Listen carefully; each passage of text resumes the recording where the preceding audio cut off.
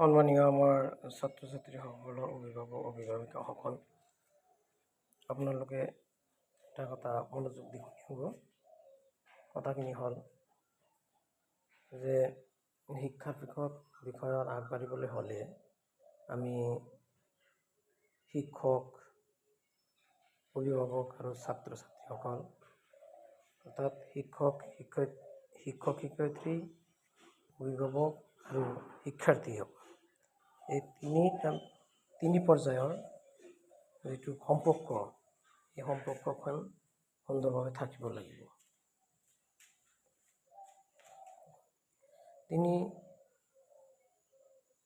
শিক্ষক, অভিভাৱক আৰু ছাত্ৰ ছাত্ৰীসকলৰ মাজত যদি ভালকৈ সম্পৰ্ক নাথাকে, তেনেহ'লে ছাত্ৰ ছাত্ৰীসকলে ভালকৈ শিকিব নোৱাৰিব।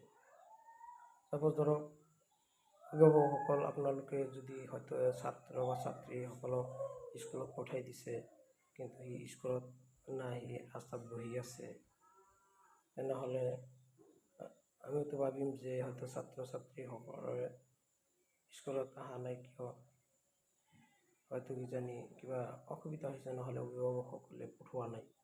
কিন্তু আপোনালোকেতো পঠাই দিছে, ৰাস্তাত আহি সি বহি আছে, বহি থাকি সময়খিনি কটাই ঘৰত গুচি গ'ল। এনেকুৱা যদি হয়, তেনেহ'লে ছাত্ৰ ছাত্ৰীৰ জীৱনটো অন্ধকাৰময় হৈ যাব।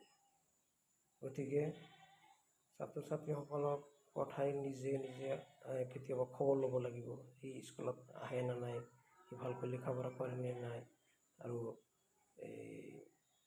নিয়মিতভাৱে যিখিনি পাঠদান ল'ব লাগে সেইখিনি লৈছে নে নাই, বা আমি শিক্ষকসকলেও ক্লাছ কৰি আছোঁ নে নাই, শিকাই আছোঁ নে নাই, সেইখিনি অভিভাৱকসকলে বা SMC সকলে খবৰ ল'ব লাগে। এইখিনিতে বুজা যায় যে সম্পৰ্কটো ছাত্ৰ ছাত্ৰীৰ সম্পৰ্কত যিটো লিংক, ছাত্ৰ ছাত্ৰী, অভিভাৱক আৰু শিক্ষক, এই তিনিটা পৰ্যায়তে সম্পৰ্ক থাকিব লাগিব। কিন্তু শিক্ষক আছে, ছাত্ৰ নাই, ছাত্ৰ আছে, শিক্ষক নাই, বা ছাত্ৰৰ শিক্ষক আছে, অভিভাৱকসকলে হয়তো স্কুলত পঠোৱা নাই, তেনেহ'লে কি সম্পৰ্কটো বিচ্ছিন্ন হৈ যাব, আৰু সম্পৰ্ক বিচ্ছিন্ন হোৱাৰ ফলত ছাত্ৰ ছাত্ৰীসকলৰ ভালকৈ লিখা পঢ়া নহ'ব। গতিকে ছাত্ৰ ছাত্ৰীসকলক ভালকৈ পঢ়াবলৈ হ'লে অভিভাৱকসকল সজাগ হ'ব লাগিব।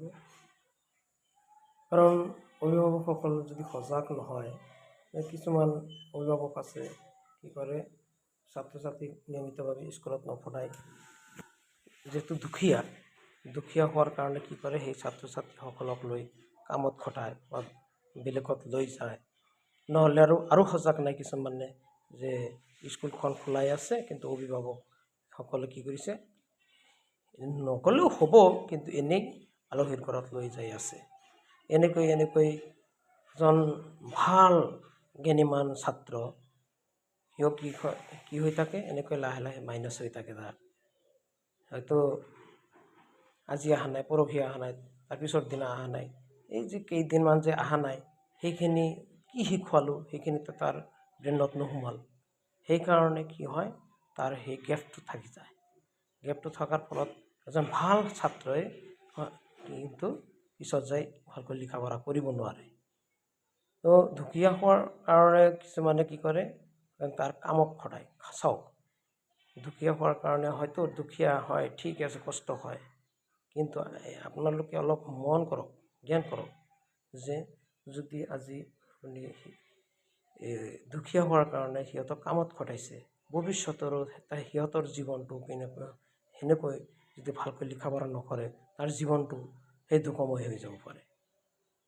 গতিকে আপুনিতো দুখত পৰি আছে, আপোনাৰ নিজৰ ল'ৰা ছোৱালীকো সেই দুখৰ ৰাস্তাত, সেই অন্ধকাৰৰ ৰাস্তাত লৈ যাই আছে।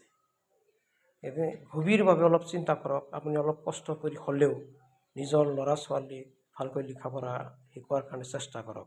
আৰু সেইখিনি কৰিব খুজিলে হ'লে নিয়মিতভাৱে বিদ্যালয়ত এজন ছাত্ৰক বা ছাত্ৰীক স্কুলত পঠাব লাগিব। পঠালেহে ই যদি অলপ দুৰ্বলো থাকে, কিন্তু আজি অলপ শিকিছে, কালি অলপ শিকিছে, অলপ কৰি হ'লেও কি হৈ যাব, জ্ঞানৰ ভাণ্ডাৰ হৈ যাব। অলপ হ'লেও জ্ঞানৰ ভাণ্ডাৰ হৈ যাব। আৰু যদি অলপো নিশিকে লাষ্টত যাই কি হ'ব, নিজৰ জীৱনৰ অন্ধকাৰ নামি আহিব। তেতিয়া কি হ'ব, নিজৰ ভৰিত নিজে কোৰ মৰাৰ নিচিনা হৈ যাব। গতিকে আপোনালোকে নিজৰ ল'ৰা ছোৱালীৰ কাৰণে ভাল কামনা কৰক আৰু নিয়মিতভাৱে বিদ্যালয় উপস্থিত থকাৰ কাৰণে চেষ্টা কৰক। নহ'লে কিন্তু আমাৰ সমাজখন পিছুৱাই যাব। আৰু এনেকৈ পিছুৱাই গ'লে, আমাৰ সমাজখন পিছুৱাই গ'লে দেশখন পিছুৱাই যাব। নিজৰতো জীৱন যাব, নিজৰ দেশখনৰো ক্ষতি হৈ যাব। গতিকে আমি ভাল কামনা কৰোঁ যাতে আমাৰ সমাজৰ উন্নত হয়, আমাৰ দেশৰ উন্নত হয়, লগতে নিজৰ ল'ৰা ছোৱালীৰ উন্নত হয়। তেতিয়াহে আমি দেশখন উন্নত কৰিব পাৰিম।